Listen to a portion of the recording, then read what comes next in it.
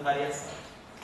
Aqui é a mesma coisa, mais fator 2ds mais si dmi a mi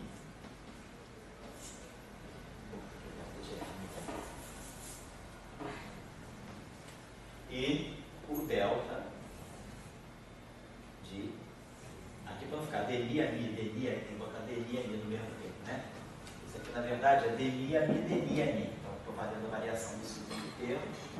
A variação do quadrado é 2 vezes a grandeza vezes a sua variação. A variação de x2 é 2x delta x. Né? Então nesse caso, x, a grandeza x é dmi a mi. Então a variação do quadrado é 2 vezes a grandeza vezes a sua variação. E aqui a variação é simplesmente o j. É uma corrente externa, o campo está todo aqui. Então estou variando isso aqui. É o princípio variacional. Aqui vamos fazer o seguinte, para ficar a mi, vamos botar assim, vamos chamar isso aqui de a mi. J mi, vai ficar tudo padronizado. J mi, D mi, e aqui é a mesma coisa. Então aqui observe o seguinte, a variação está aqui. Então esse termo é dmi delta a mi menos dmi delta a mi. Isso aí é esse termo aqui, variando só, variando em relação aos campos, tá? Isso aqui é dmi a mi menos dmi a mi, mas quando eu vario o campo, né, então vai ficar dmi do delta a mi menos dmi do delta a mi. Então esse objeto aqui é antissimétrico. Isso aqui é antissimétrico. E isso aqui também é antissimétrico. Então eu posso cancelar esse termo. Esse termo menos esse vai dar a mesma contribuição. Então eu cancelo esse termo e boto um fator 2. Então eu posso botar um fator 2 que vai desaparecer no meio. E aí, em vez de fazer o delta do f mini, eu faço simplesmente o dmi do delta mi. Então esse termo pode ser reconduzido a essa forma aqui. Dmi do delta mi. Foi o que aconteceu com esse termo.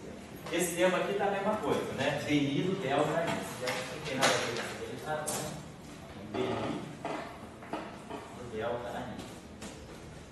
Então tá lá.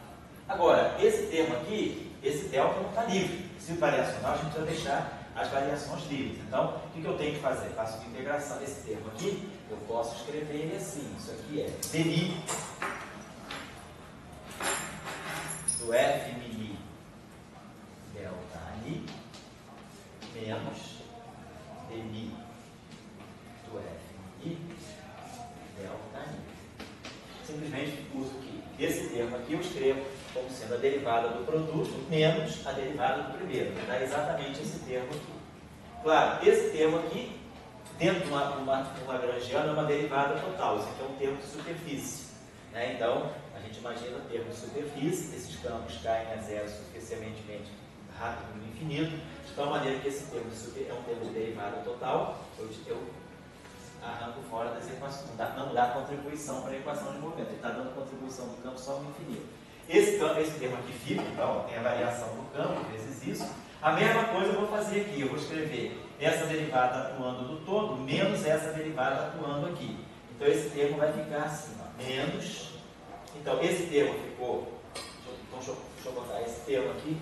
Então, usando, né, esse dispositivo da integração parcial, esse termo aqui ficou menos dmi f mini delta a mi. Eu liberei a variação do campo da derivada. Aqui eu vou fazer a mesma coisa, eu vou precisar liberar a variação do campo dessa derivada. O que eu tenho que fazer? Jogar essa derivada para cá. Faço o mesmo truque, vai dar um sinal menos. Então, esse termo aqui, ele vai ficar menos esse dmi atuando em dmi a mi. Tudo isso vezes o delta mi. E aqui o delta mi já está livre. Então eu tenho delta mi, delta mi, delta mi. Então, pelo princípio variacional, a equação de campo que vai sair dessa densidade de lagrangiana aqui é a seguinte.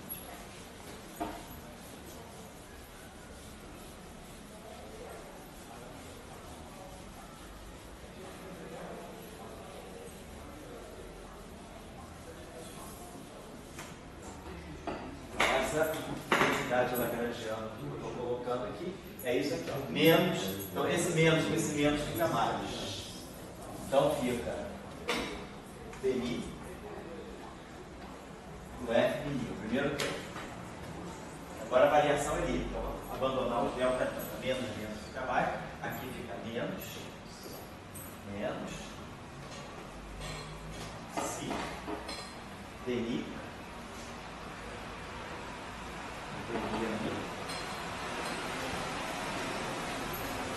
e o último termo fica mais JI. Tudo isso igual a zero. Então, esse termo aqui vai dar para lá menos, então vai ficar isso aqui igual a menos JI.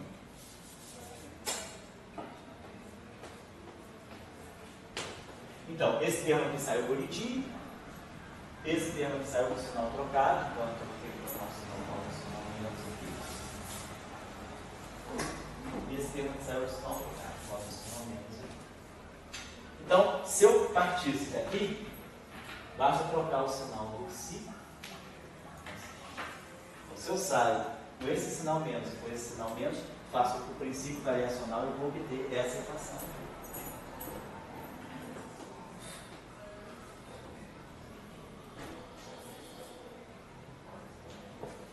Ou se eu quiser também, eu poderia ter colocado, nada me impede de ter colocado essa equação com sinal menos na prática. Bom, eu posso jogar tudo no psi. Psi pode ser a menos de um sinal. O que é importante, né? Então é isso, que eu tenho uma densidade de Lagrangiano da qual eu vou tirar a equação que eu estou usando para descrever o campo de Maxwell.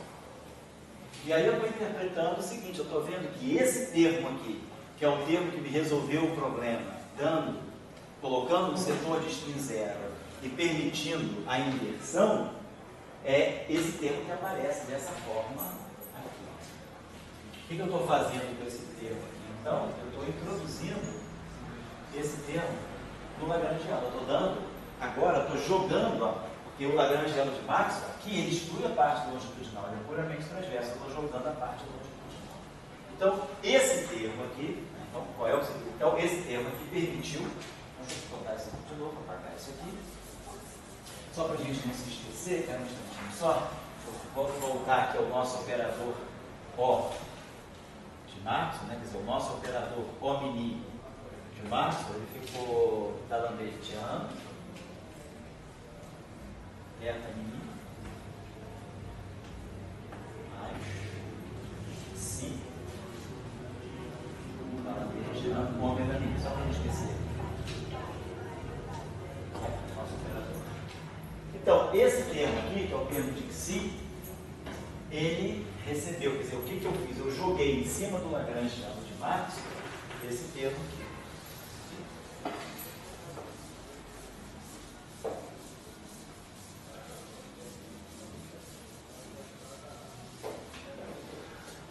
Eu joguei esse termo novo aqui. Esse termo novo aqui, vamos explicar, vamos justificar melhor, ele se chama termo de fixação de calibre, é o chamado termo de gate fixa.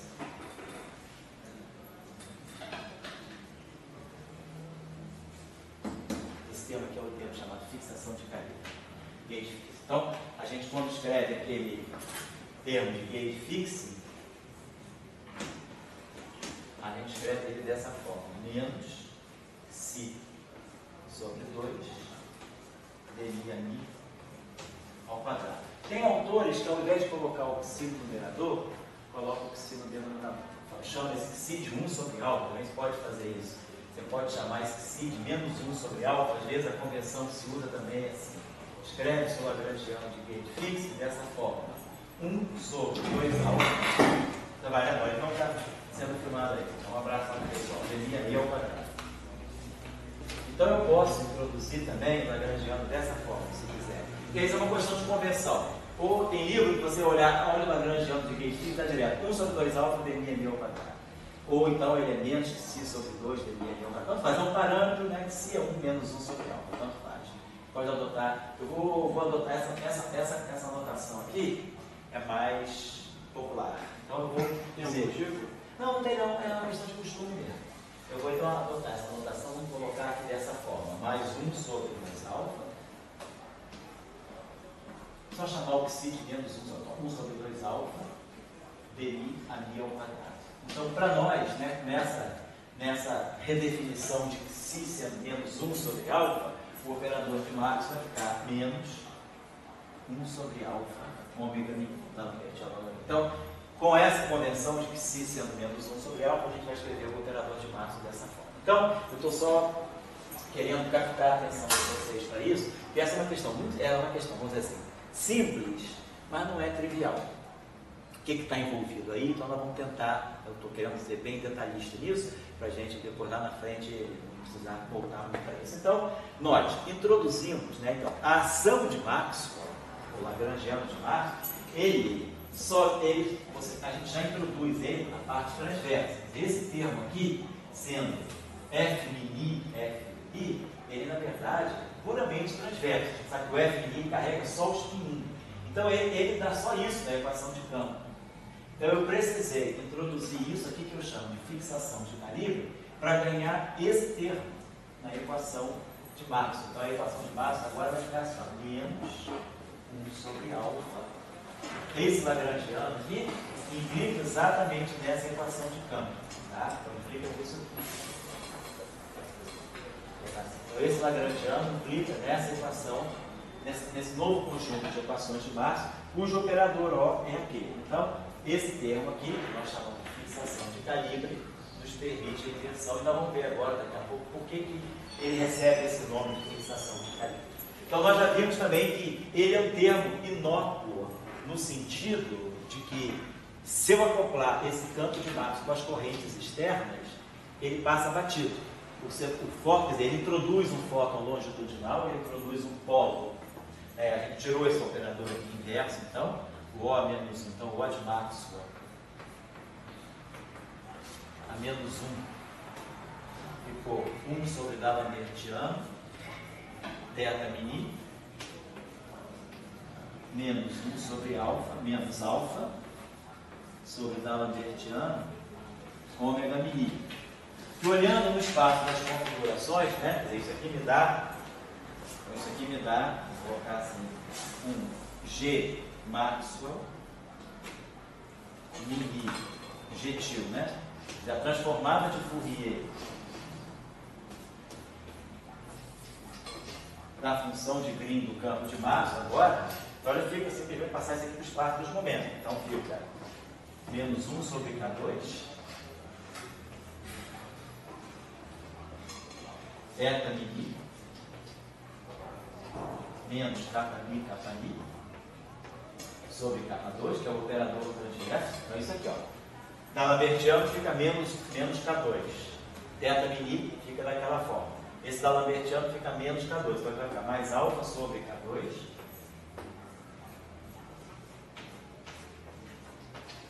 E o operador transverso no espaço dos momentos. Kmi sobre K2. Se quiser, eu posso juntar tudo dessa forma.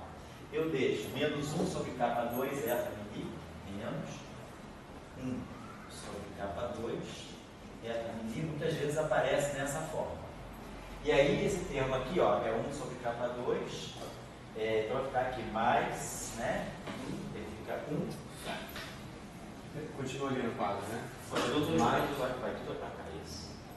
Mais 1 mais alfa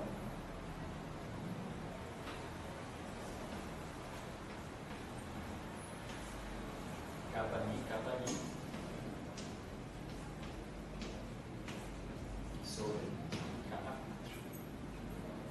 Então, juntei aqueles dois termos. Eu trouxe esse termo daqui, juntei com esse que fica aqui. Então ficou esse pedaço aqui e esse pedaço aqui. Tá? Muitas vezes o propagador do fóton está escrito dessa forma. Aí a gente pode fazer, tem a chamada. Aí esse alfa, vocês viram o seguinte, esse alfa é completamente arbitrário. E não tem problema, porque esse alfa, ele está introduzindo o termo que é livre, que é o fóton escalar, que é o fóton que se desacopla. Então eu tenho liberdade na escolha desse alfa. Então, se escolhe esse alfa igual a menos 1, esse aqui é o chamado gauge de Feynman.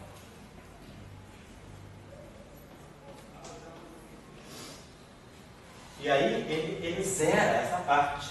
Então, nesse gauge de Feynman, função de Green de Maxwell, mini, ela fica muito simples. Ela é menos eta mini menos 1 sobre K2 eta mini.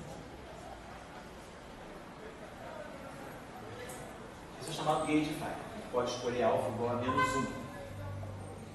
Uma outra escolha de gauge, por exemplo, seria... Ou não? Não. O alfa igual a 0, não pode ser. Pois é, alfa igual a 0. Posso escolher alfa igual a 0. Mas explode. Eu não posso escolher alfa igual a 0 aqui. Exatamente. Aqui você não pode escolher no Lagrangiano, você pode escolher aqui. Quer dizer, na verdade, se você alfa tendendo a 0, vamos colocar assim, né? Se você fizer alfa igual a 0, você vamos botar aqui alfa igual a 0. O que seria? Esse é o chamado gauge de Landau.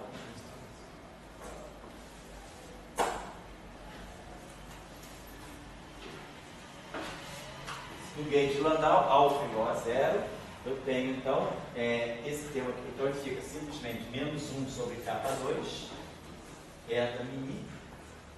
Mas eu vou ter que renormalizar? Não, nada para isso não. Simplesmente você, depois de inverter, você pode escolher alfa igual a 0. Então está lá, alfa igual a 0, te dá aquele objeto lá completamente transverso. Esse gauge de Landau, ele parece ser um gauge que tem propriedades muito especiais. O grupo lá da UERJ, justamente o grupo aí do Vitor Leme, que é um grupo de Sorella, o grupo lá da UERJ, eles têm uma série de trabalhos em normalização de teorias de anibios, usando formulação de DRS, em que o estudo do gauge de Landau revela muitos aspectos interessantes no processo de quantização do campo, não do campo, vamos dizer, do campo abeliano, no caso não abeliano, no caso da QCD, o estudo dos blues, por exemplo, no gauge de Landau, parece ter propriedades muito interessantes. O grupo da UERJ vem trabalhando nisso há bastante tempo. O Sorella, Vitor Mendes, Marcelo Guimarães, tem o Márcio Capri, o grupo todo lá. Então, esse gauge parece ser muito especial para muitos aspectos. Então, nós temos essa liberdade de escolher esse alfa, porque esse parâmetro ele é colocado aqui, porque nós temos um problema, né, relativístico. O campo, como eu estava conversando com o Dória, o campo de spin 1, ele, a equação de Maxwell, ela só dá o spin 1, ela deixa o spin 0 de fora. E isso, para poder, de uma certa maneira, quebrar, quer dizer, não quebrar a covariância, eu tenho que introduzir o spin 0 para poder ter uma função de Green inversível. Senão, eu não fico sem a possibilidade de ter uma função de Green. Então, o único jeito de eu ter uma função de Green por fora é introduzindo propagação para a parte longitudinal. Mas a propagação, ela deixa o corpo longitudinal desacoplado. Então, isso me dá a liberdade de deixar esse termo solto. Eu sei que mesmo com a interação, devido a essa corrente ser conservada, a parte longitudinal desse campo não se acopla. Então, isso me deixa à vontade. Agora, estou querendo dizer, e nós chamamos esse Lagrangiano aqui de um Lagrangiano de gauge fixo. Então, eu vou querer agora trabalhar um pouquinho mais com vocês até o final da aula, qual é o significado da simetria de gauge no campo de Maxwell e o que essa simetria de gauge me justifica, a denominação de que esse termo é chamado de um termo de gauge fixo. Mas fisicamente, o que eu estou colocando para vocês é que nós precisamos introduzir esse termo aqui, quer dizer, eu coloco esse termo, mas com certos compromissos.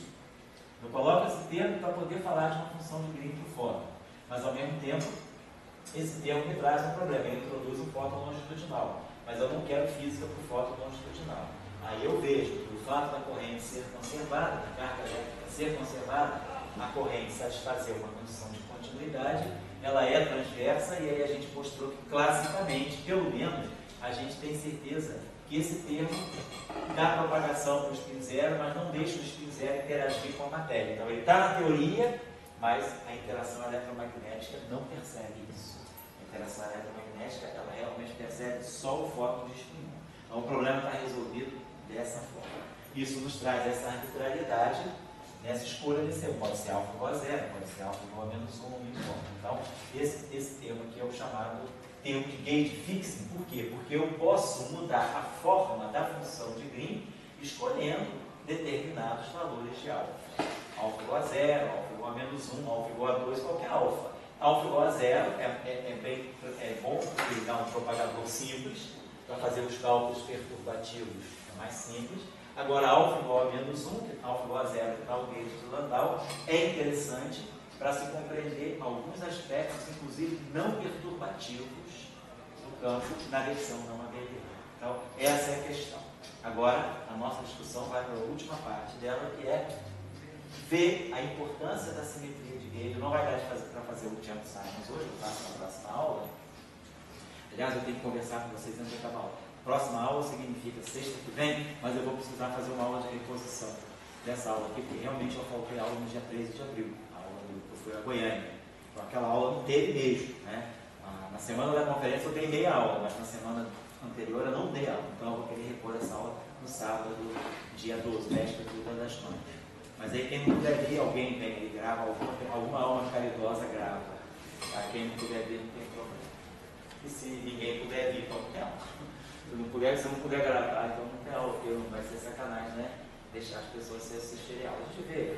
Bom, só quero chamar a atenção. Se eu vou então jogar a discussão de 3 dimensões, de Champ Simons, para a próxima aula da sexta-feira que vem. Então vamos acabar a discussão aqui, falando agora da simetria de Higgs. Queria fazer uma observação? Eu pergunto o que é. Assim, na verdade, para ver com isso, porque assim, o primeiro termo é a contribuição de energia da parte transversa. Isso. O segundo da longitudinal. Isso. O terceiro é o acoplamento com a corrente. Isso. Só isso. Pois é, esse alfa, na verdade, para mim, ele está dando um peso de contribuição de energia para dentro da Lagrangiana. Então, para mim, ou você simplesmente falar, como ele não acopla nada, eu posso falar, é como se fosse uma constante somada à energia, ou então, sabe, ele dá zero, porque se ele for um número finito, tudo bem, é como se fosse uma constante que está acrescentando energia, mas não tem... Então você você está se autocondenando. Tá, você vai fazer o seguinte exercício da semana que vem. Então, o exercício que vão cobrar dele, vocês podem cobrar. Eu não cobro não, mas vocês podem cobrar. O exercício é o seguinte. Não, boa pergunta. Eu não respondi ela não. Mas na tua pergunta já cabe um bom exercício. Aliás, eu deixei tarefa nenhuma hoje, né? Então essa tarefa aqui é a tarefa do sal.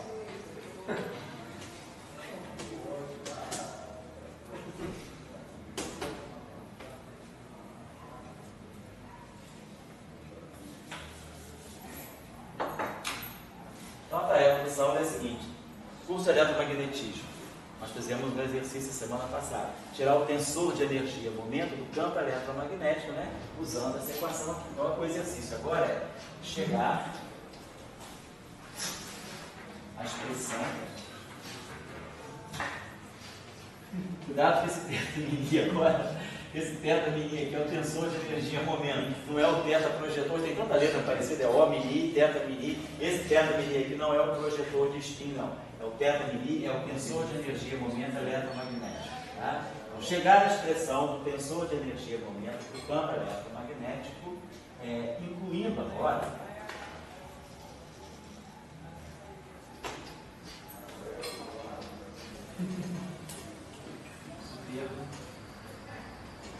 e gauge fixa. Então o exercício que a gente tem é o seguinte: dmi f mini menos 1 sobre alfa dmi a mini igual a j m. Você lembra, para fazer esse exercício, o que nós fizemos? Nós pegamos a equação de Maxwell e a gente multiplicava ambos os membros dessa equação de Maxwell por um f de k. E aí começava a fazer aquele truquezinho das equações de campo, usava as equações de movimento. Então, a gente, sem esse termo aqui, chegou a uma expressão do tensor de energia momento do campo eletromagnético, que é F mi alfa i mais 1 quarto de eta mi f kappa lambda f kappa lambda. A gente tinha trabalhado essa equação aqui e ganhava isso. Tinha que a lei, não tinha uma lei de conservação. Isso aqui me dava a força de Lorentz, a gente tirava a força de Lorentz. O que vocês façam agora é o mesmo exercício.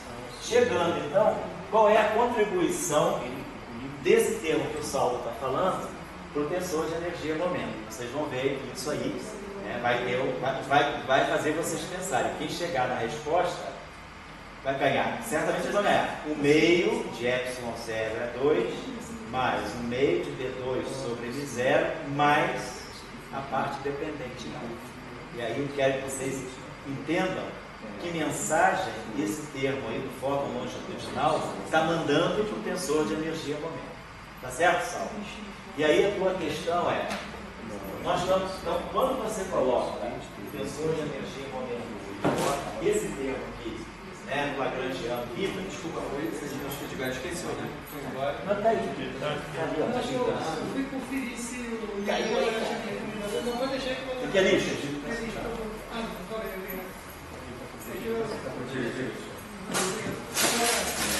Eu queria conferir com o Felipe se o livro que você me recomendou do estudo do Chile.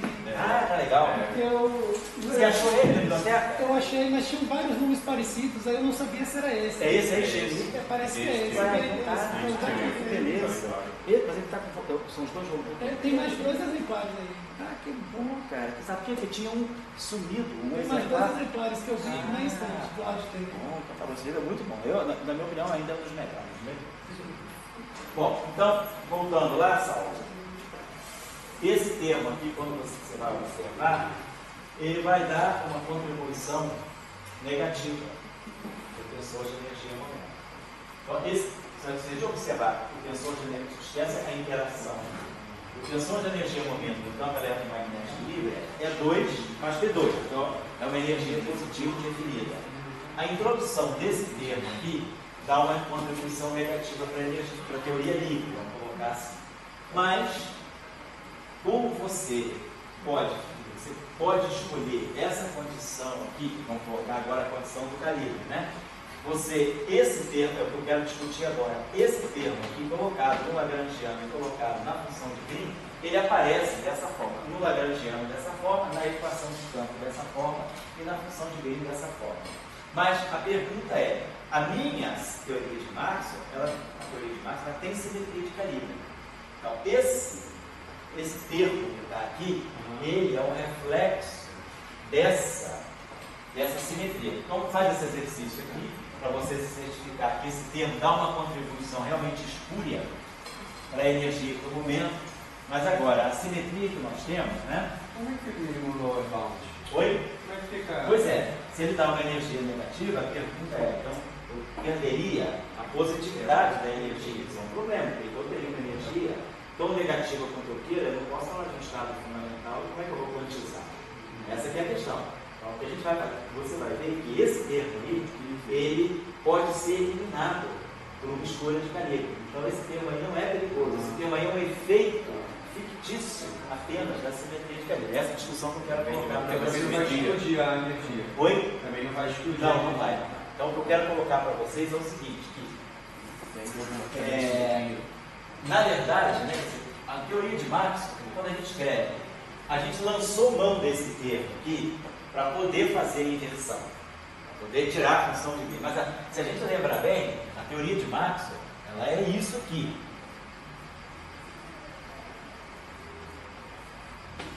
Ela é isso aqui. E a simetria que eu tenho na teoria é essa simetria aqui, a linha Mi.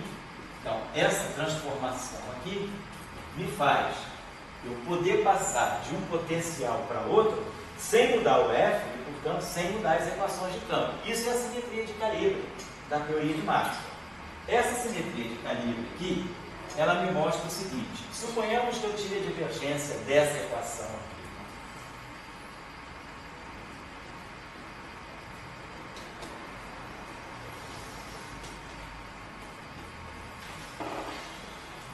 Se eu tirar a divergência dessa equação, eu ganho essa equação. Então, suponhamos que eu esteja trabalhando com uma configuração de potenciais, estou trabalhando com um potencial que não tem divergência nula.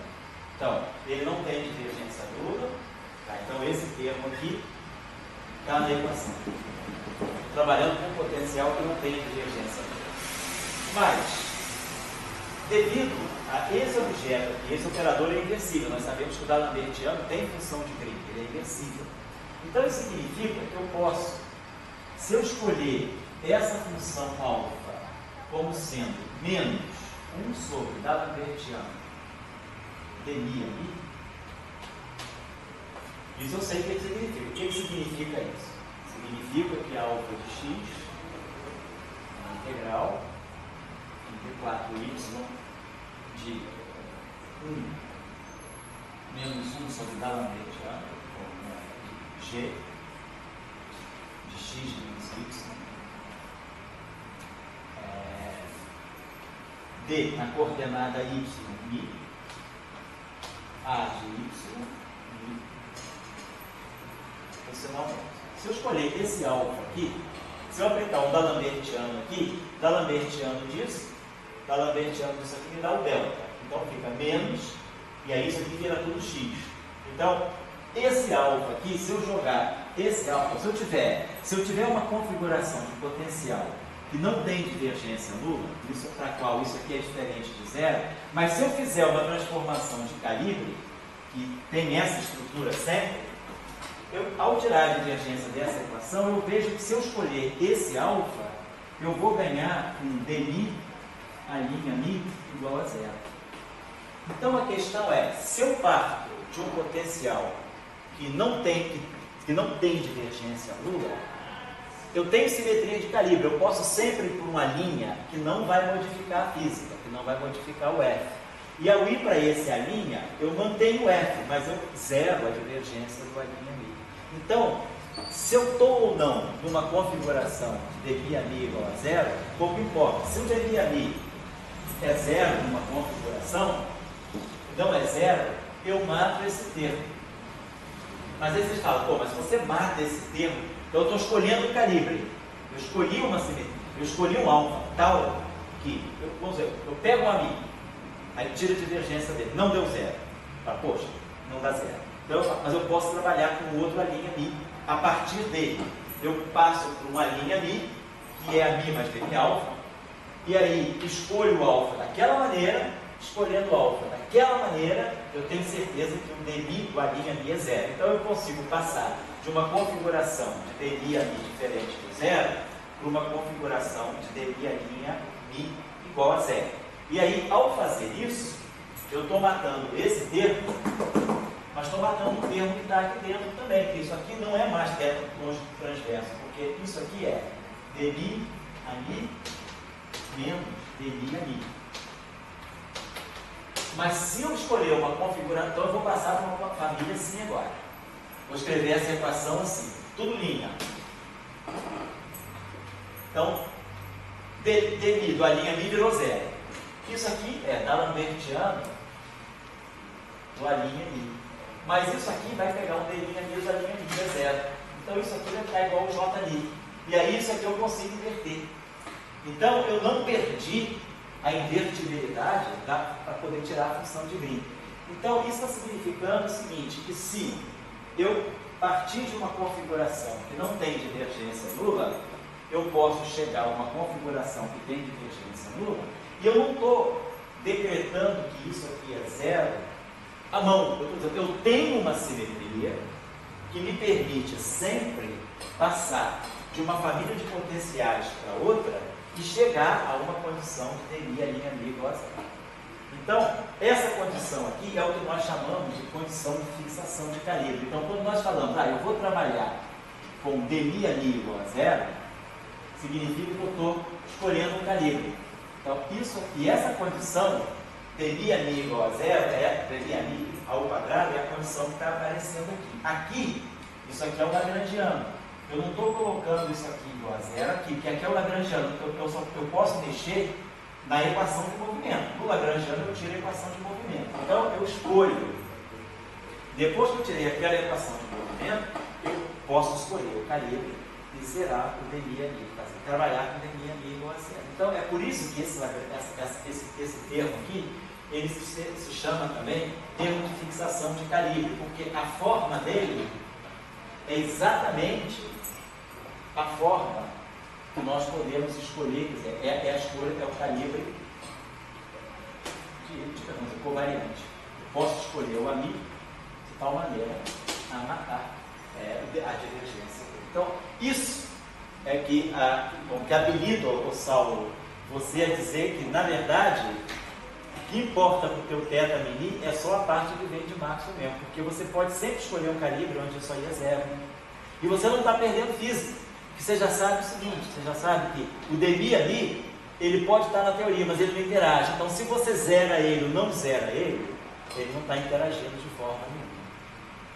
Então, essa é a discussão. Então, eu vou terminando a aula por aqui hoje, vou deixar uma tarefa para casa, uma nova tarefa para casa, mas esse é o problema que a gente tem quando a gente encontra uma teoria. É isso aí é sempre. Agora isso aí vai valer na QCD, vai valer na eletrofraca. Eu vou deixar um problema agora, que é um problema um pouquinho mais complicado. Você já fez o curso de interações fundamentais? Quem já fez o curso de interações fundamentais, estudou o mecanismo de Higgs, eu vou dar um exercício agora, que ele, dentro dele tem um mecanismo de Higgs, mas é para vocês tirarem função de Green. Vocês viram o seguinte, nós fizemos a função de Green do campo escalar, fizemos a função de Green do campo espinorial, fizemos a função de Green do campo de Maxwell, que é essa aí, e fizemos a função de Green do campo de prova. Eu agora vou misturar duas coisas. Eu vou pedir para vocês calcularem uma função de Green que mistura o campo de Maxwell, quer dizer, mistura o campo vetorial com o campo escalar. Então a questão vai ser assim.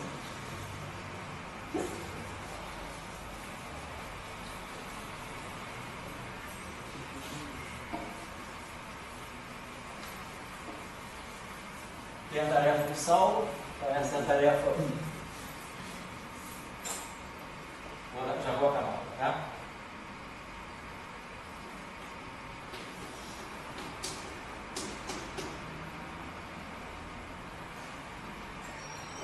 A tarefa 1 vai ser a seguinte, vamos pegar o seguinte Lagrange. Suponha que eu tenho um campo vetorial e tenho um campo escalar que eu vou chamar de φ. Vou chamar de H, tal de Higgs, né? Porque é a questão prática. Vou chamar de escalar H, maiúsculo. Eu estou propondo a seguinte densidade lagrangiana, então, menos 1/4 do F mini e F mini, que é o termo de Maxwell do centro.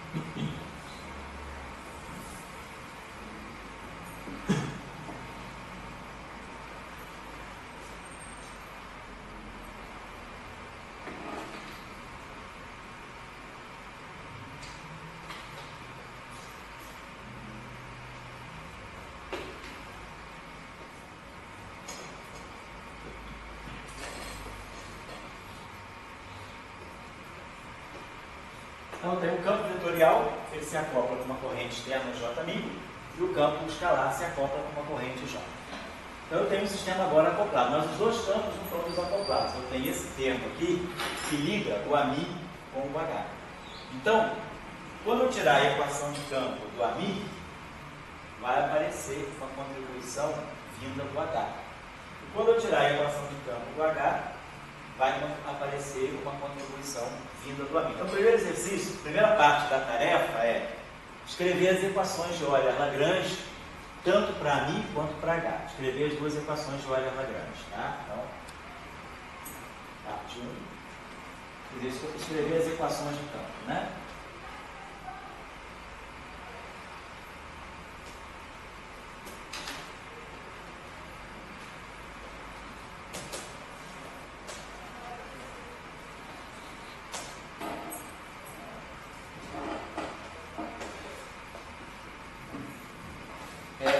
O segundo ponto vai ser discutir a estrutura das funções de Green.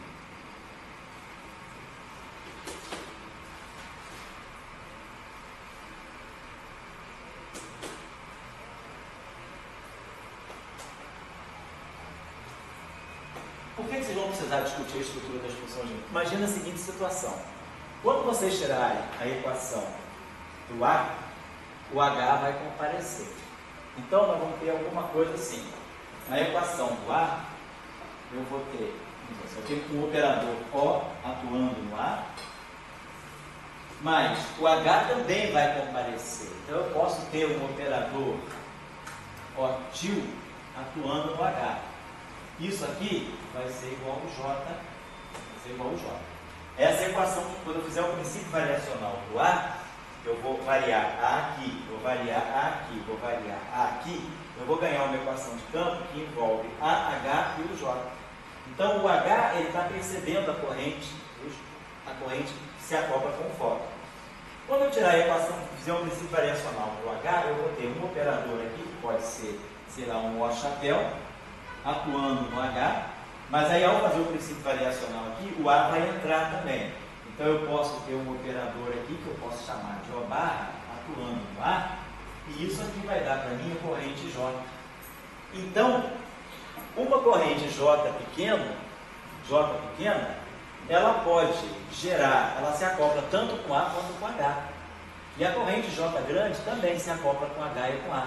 Então, essa corrente J pequena, se eu tiver uma fonte JMI aqui, ela pode estar gerando, tá? Na frente, ela pode estar gerando tanto um campo eletromagnético quanto um campo H. Então, eu devo ter uma função de Green que me transforme esse sinal, essa carga eletromagnética, num campo que não seja necessariamente um campo eletromagnético. Então, eu começo a ter agora funções de Green que misturam campos distintos, né? Eu posso, a corrente JMI, ela pode gerar um campo eletromagnético. Então, claro, se eu vou gerar um campo eletromagnético a partir da corrente JMI, essa função de Green aqui, ela tem que ter GMI, JMI, ela tem que ter essa estrutura, porque ela vai gerar, a partir de uma corrente vetorial, ela vai gerar um campo vetorial. Mas essa mesma corrente, ela pode gerar um campo H. Então ela vai gerar um campo escalar. Então se o campo escalar H é gerado a partir de uma corrente vetorial, a função de Green que vai aparecer aqui tem que ser uma função de Green vetorial também. Ela não pode ser uma função de Green com dois índices, senão vai sobrar índice aqui. Então, por covariância, eu devo ter uma função de Green agora de natureza. Eu tenho uma função de Green de dois índices que vai acoplar a fonte vetorial com o campo vetorial, mas eu devo ter também uma função de Green com um índice apenas que vai acoplar a fonte vetorial com o campo escalar. E depois a mesma coisa. A fonte escalar se acopla com o campo escalar por uma corrente, uma função de Green completamente escalar. Mas aí a fonte escalar se acopla com o campo vetorial por uma corrente vetorial. Então eu tenho uma estrutura mais complicada de funções de Green que eu quero que vocês deduzam. Discutir a estrutura das funções de Green é olhar para a estrutura das equações de movimento. Então, depois que vocês estiverem convencidos de qual é a estrutura das funções de Green, então a primeira coisa é saber que elas existem, qual é a forma dela. A terceira coisa é calcular. Então, chegar às funções de Green e estudar as situações em que é e em que é e em que não é necessário fixar o carimbo. Porque agora a situação é a seguinte: o campo vetorial ele tem um campo escalar junto dele. Então pode ser que esse campo escalar ele resolva o problema da fixação do calibre do campo vetorial. Então eu quero que vocês percebam isso também. Tá, esse exercício eu aconselho realmente que vocês tentem fazer. Esse exercício ele é muito amplo, no sentido de que ele abre as portas para entender também o mecanismo de Higgs.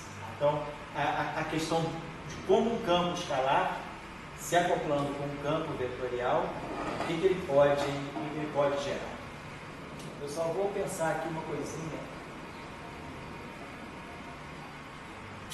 Vou fazer uma modificaçãozinha, que eu não sei se vai ser necessário, mas fazendo o exercício, vocês vão fazer o seguinte coisa.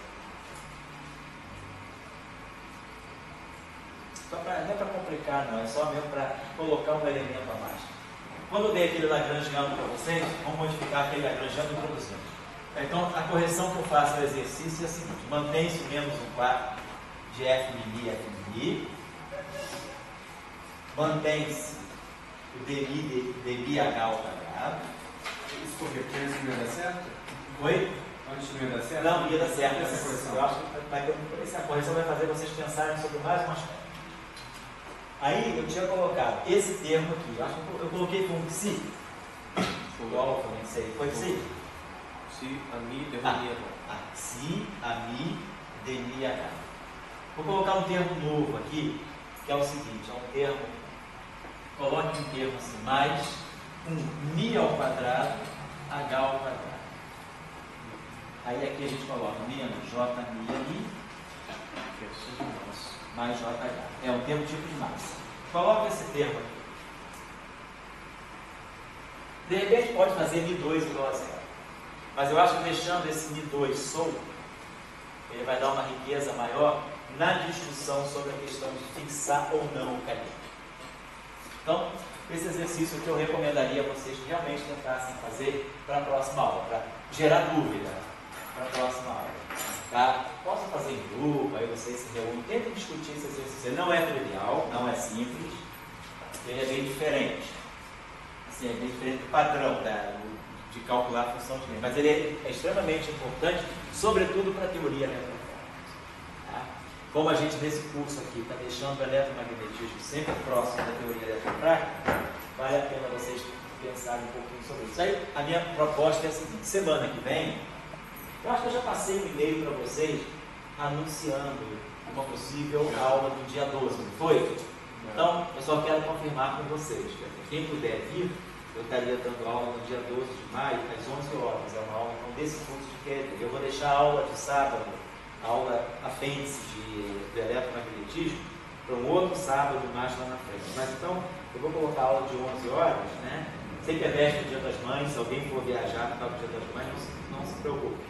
Em princípio, ou então traz a mãe para aula, boa ideia, né? Vai depois no Rio Sul paga um papago, não. Uma comida para a mãe lá no restaurante mais caro. Qual é o mais caro do Rio Sul?